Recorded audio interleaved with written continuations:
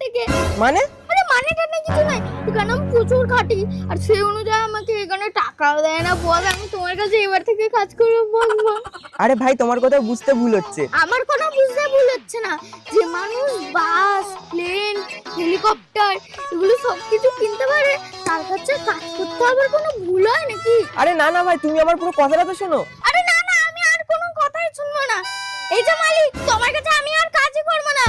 সারাক্ষণ শুধু কুকুরের মতন কাটি, ভালোভাবে মাইনেও পাই না।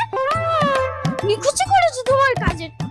ধরো মালিক পেয়ে গেছে গো, মালিক দেখো 4-5টা করে লরি বাস কিনে নিচ্ছে, আবার প্লেন, হেলিকপ্টার।